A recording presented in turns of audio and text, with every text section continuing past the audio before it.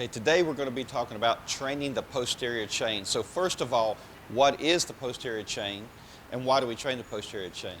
So if you are standing in front of a mirror and you look in the mirror, basically everything you cannot see is the posterior chain.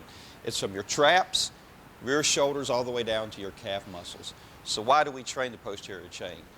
Well, first of all, most people normally think of it as from your glutes down.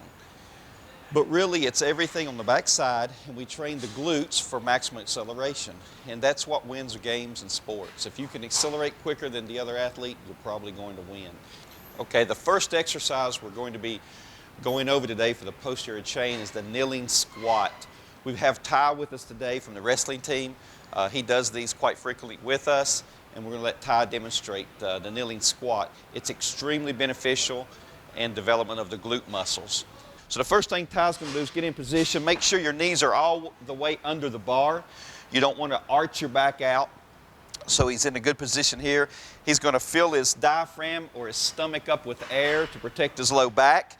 So what I tell people that really don't understand what that means is if someone's going to punch you in the stomach and you're going to give them $1,000 if they let you do that, you wouldn't be loose and you wouldn't pull your belly button in, you would brace. So he's going to brace his stomach. You see I can't push in on his sides right here. And he's going to pick the bar up, back out, have his feet under. He's going to rebreathe and brace. He's going to sit back to his ankles and extend up.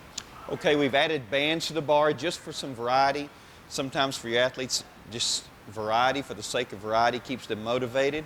But what we really like the bands for is it adds resistance at the top, and it makes you pull all the way under and extend your hips, and you have more hip mobility work out of this exercise. Okay, our next lift we'll be doing today is the RDL. It stands for Romanian deadlift. We have Andrew from the men's cheer with us today. He's going to be demonstrating this lift. The first thing before we start, this is a movement that works your glutes and hamstrings, once again, and as well as upper back. Common theme, we always talk about the air in the diaphragm, so he's actually going to be bracing his stomach during this lift, holding his breath during the lift, and at the top of each rep, he will rebreathe. Upper back, what we'd like to see is when he's holding his retracted shoulder blades, that works the upper back musculature to hold the bar in place. His stance, there's many different stances that work. The stance that we use is about hip width, the stance you would use if you were going to jump. Okay, Andrew, we'll go ahead and let Andrew demonstrate now. He approaches the bar, he finds a hand grip that's comfortable for him. He takes a deep breath in his diaphragm, lifts, takes a step back to clear the rack, finds his stance first, which is about a hip width stance, rebreathes into. Once again, if I was to, you see he's bracing, not pulling in, and go ahead and do one, Andrew. And up and rack it. Quick variety on the RDL. These are our pit shark machines. You can also use this to perform RDLs. The reason we use these machines, we can also add bands to them. Why do we use the bands? Once again, it's a little bit tougher, makes it more challenging at the top.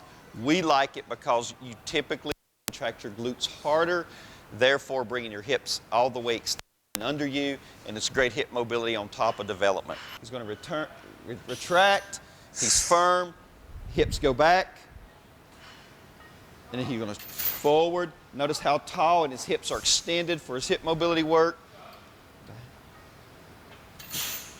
Sometimes we'll have him drop his chin just a little to have a more neutral neck. And rack it.